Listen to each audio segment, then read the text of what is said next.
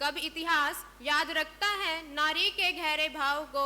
इतिहास तो योद्धाओं के घड़े जाते हैं, इतिहास तो योद्धाओं के घड़े जाते हैं।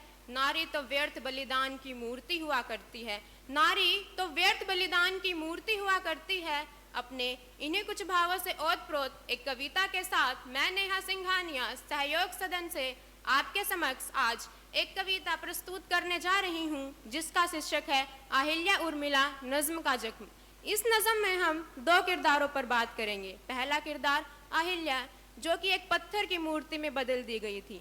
अहिल्या की कथा से आप सब विदित हैं कि अहिल्या कौन थी। अहिल्या को समर्पित मेरी पंक्तियां कुछ इस प्रकार हैं। राम, तुम क्यों यूं मुझे छूकर गुजरे, तोड़कर क्यों मुझे पत्थर से निकाला तुमने। मूर्ति ही मुझे रहने देते, मूर्ति होती तो शायद मेरी पूजा होती, मूर्ति होती तो शायद मेरी पूजा होती। औरतें देवियां मर कर ही बना करती हैं, औरतें देवियां मर कर ही बना करती हैं। जिंदा औरत तो फकत रूप है जैसे मैं हूँ, जिंदा औरत तो फकत रूप है जैसे मैं हूँ। मुझको इस रूप से, इस जिस्म से आज़ाद करो।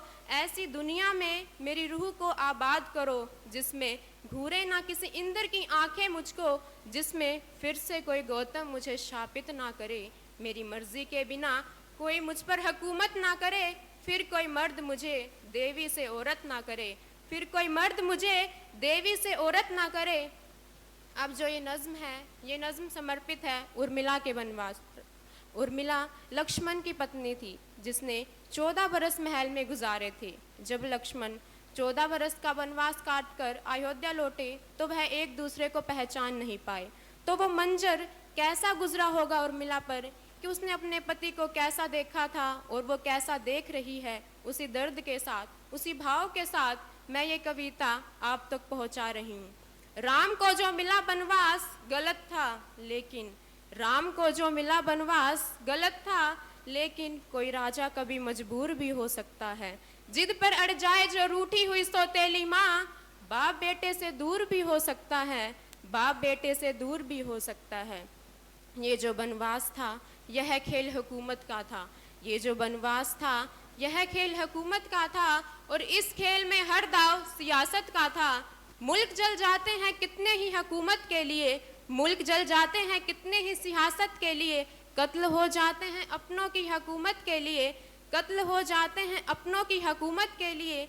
घर से जंगल को चले राम जो दुनिया को समेट, घर से जंगल को चले राम जो दुनिया को समेट। उर्मिला को भी चढ़ाया गया वनवास की भेंट, उर्मिला को भी चढ़ाया गया वनवास की भेंट। सिर्फ पत्नी ही नहीं, खुद को भी कुर्बान किया। छोटे लक्ष्मण ने बड़े राम पर एहसान किया, छोटे लक्ष्मण ने बड़े राम पर एहसान किया। राम राजा भी थे, भगवान भी और इंसान भी थे। राम राजा भी थे, भगवान भी और इंसान भी थे। उर्मिला के वह मगर भाव से अनजान भी थे, उर्मिला के वह मगर भाव से अनजान भी थे।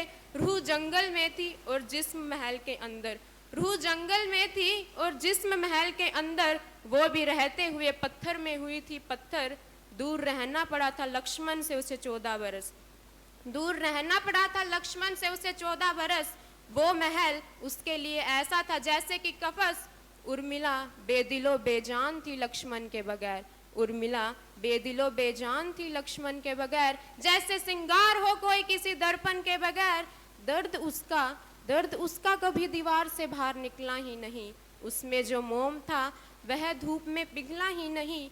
एक चिंगारी बिना भड़के हुई राख में राख। उसके अश्कों से ना भीगी कभी इतिहास की आंख, उसके अश्कों से ना भीगी कभी इतिहास की आंख।